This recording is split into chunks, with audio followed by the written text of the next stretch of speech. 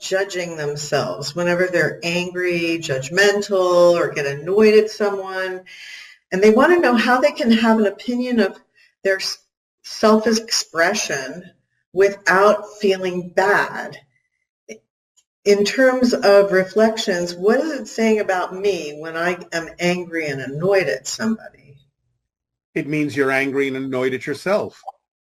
Because again, you're projecting onto them what you feel to be true about yourself. So we would simply suggest more honest, deep self-investigation about what it is that you feel uncomfortable with within yourself. What are you out of alignment with within yourself? What are you angry with yourself about? And investigate that more deeply, more fully, and let it go. So also, like from your standpoint, a lot of times people will think that you're going to lose patience with them or something. And as you've explained to us, you don't experience that because you're just in that vibrational state where that's not part of how you express yourself.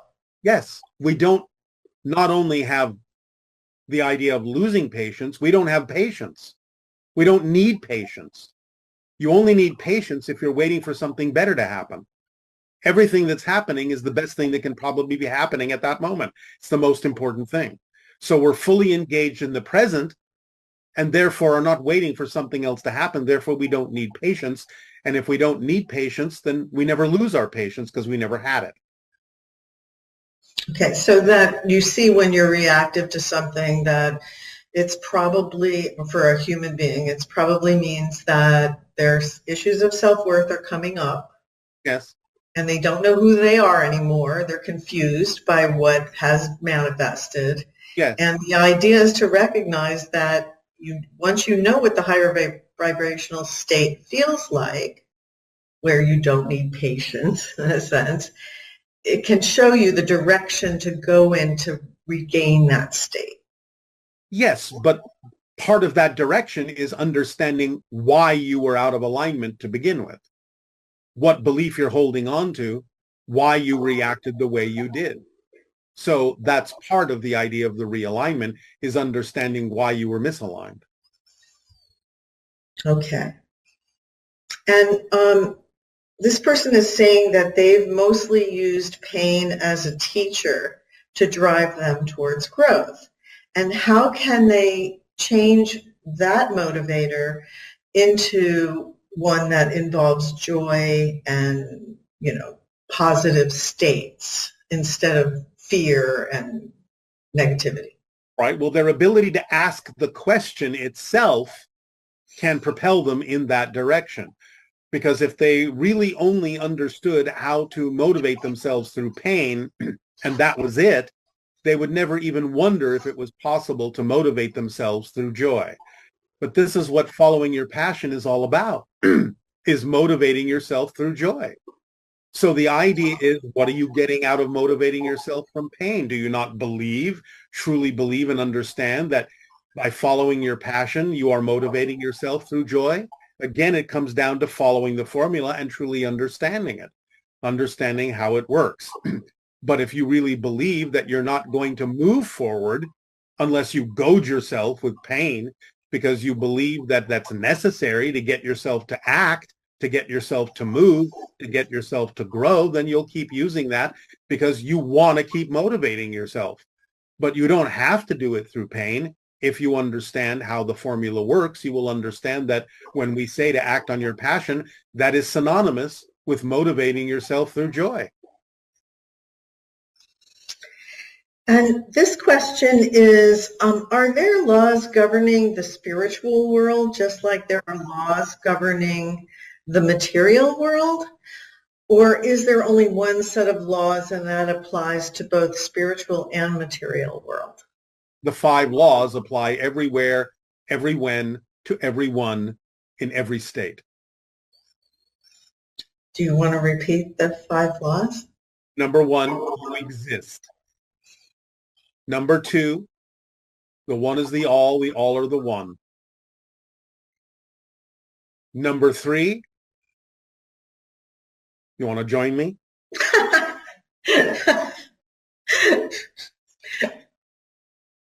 I wasn't prepared to do that because I've been looking at the other questions to know what to ask next, so I apologize. You can do it. Number 3. You can do it. Let's start again. Number 1, you exist. Number 2. The one is the all is the one. Number 3. What you put out is what you get back. Is that the third? I don't. Sure. I take pity on me. Oh, all right. We'll leave it at that and let the ones that know find out and remember what they are. All right. I'm going to get much more rote in terms of my memory of certain things, so I appreciate that. But again, it's not about memory. It's about knowing what you need to know when you need to know it, and understanding how things work and how things exist, what the structure of existence actually is. Now, yes, there is a person who had a question about the idea that when they hear about the 5 laws, for them it is actually only 3 laws, and the rest are simply corollaries to that. And that is true. And that's why we originally talked about 4 laws and then turned it into 5 laws, because we realized that many humans on your planet need things broken down a little bit farther to understand the principles in more detail in order for them to have a clearer understanding of those things. But there really is only one law, and in a sense, it is that you exist.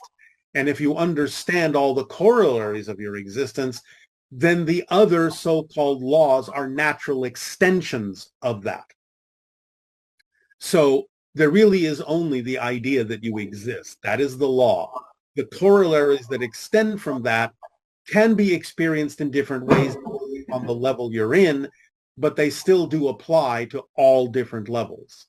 But you exist. Existence itself applies to every level. You exist. You cannot cease to exist. There is no such thing as non-existence by definition. And everything that extends from that is an extrapolation of the fact that you exist, that everything is one thing. But it changes. It experiences itself in all the ways that it can.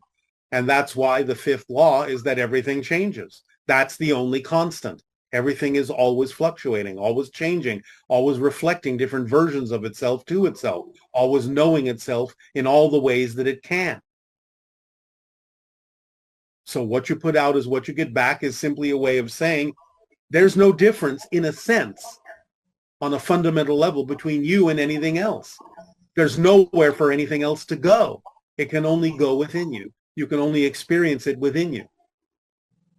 And that's why what you put out is what you get back is the linear expression of the fact that everything is happening within you and there's nowhere else for anything to go. There is no outside. The one is all, the all are one, again, is another recognition that everything is the same thing experiencing itself in all the possible ways that it can. So, okay, and then this question is, can you explain the difference between the dream state, template level reality, and physical reality? The dream state is a broad expression that can include the concepts of experiencing out of body, experiencing astral travel. The template level reality is a specific vibrational state that represents as above, so below. In other words, what you have deemed as a theme you will experience in your physical reality dream is, in a sense, sketched out on the template level reality first. It is a specific vibration within the astral realm, just above physical reality, that then crystallizes down into the experience that you call physical reality. So you could say physical reality is a crystallized form of the template level in energy in non-physical reality that represents the blueprint or the themes that you have chosen to explore from the astral level, from the spirit level. Passion and our pleasure. I am aware that during the night, during my sleep, I have a very rich dream life, and I do inner work, profound inner work. But in the morning, I'm not remembering those dreams. I want to know if the work that we do in sleep is still valid and effective, even if it's forgotten by the morning. Yes, and in many cases it is supposed to be forgotten by the morning because you've done the work. Move on. Follow your passion. Apply the energy. It's still there. The knowledge is there, but you have to move forward and act on things that are representative of your passion to see the result of the work that you are doing in dream time. It's not about remembering it, it's about applying it. And that application will make itself evident when you take action in the direction of your passion. Thank you. Yes. I live in a community, and for me, it's a wonderful process of accelerating my spiritual evolution through the constant reflection that others are for me. Yes. We have many rituals, we have celebrations, equinoxes, solstices, Day of the Dead, etc. And I'm asking you, in a society, have you already gone beyond living in communities, or is it still a valid way to grow? Understand, again, like anything, it's a permission slip that works for you, so fine for you to use it. From our perspective, on our world, the entire planet is a community. Remember, we're all telepathically connected. We're never out of touch. Yes, there can be smaller units, smaller community units that may coalesce synchronistically for a certain purpose, such as our birthing villages that happen on certain regular timings, where many different births happen simultaneously, and then it is disbanded when those births occur. So the idea is that there are many different things that may allow members of our community to come together for a specific purpose and work together with common interests. But again, it's a fluid thing and a fluctuating thing. Not all of them last for any length of time necessarily. But again, the one that does last is the fact that the community is the planet. The planet is the community. Our entire society is one community. And do you have rituals and celebration, or those things are obsolete? We don't really have rituals per se. We do celebrate sometimes, but in a different way than you usually do. Nevertheless, again, remember, we are operating on pure synchronism. When people come together for the purpose of a celebration, it is automatic. And again, it lasts as long as it needs to and then disbands. But again, we don't really have rituals per se, although some individual members may choose to go through certain practices more than once, depending upon what it is they are attempting to do. But we don't consider them to be ritualistic in the same way that you do. Thank you. One last question. We understand that most of, if not all of the ancient gods and goddesses that came to Earth were extraterrestrial, that came with their own agenda and were seen as God and goddesses by the earthlings of those times. Those ancient gods and goddesses, have they continued to relate to Earth and to be involved with Earth somehow, even though have been forgotten? And is it possible that they are even now preparing for contact with us again, of returning and reconnecting with us? And is it possible that the likes of Horus or Isis or Hathor and Quetzalcoatl are coming back to reconnect with Earthlings? Some of them, yes. Many of them have moved on.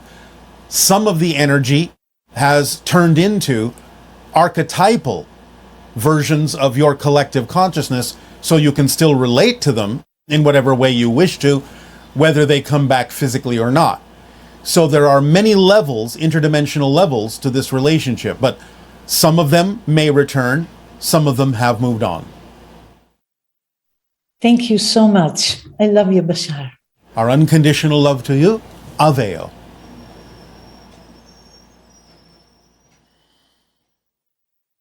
Hello, Bashar. This is Carol from Hong Kong.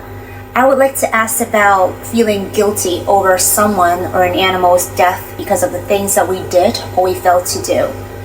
Is there a way to ever overcome this kind of guilt? Because it really stops me from celebrating life and all the good memories that we used to have. Thank you.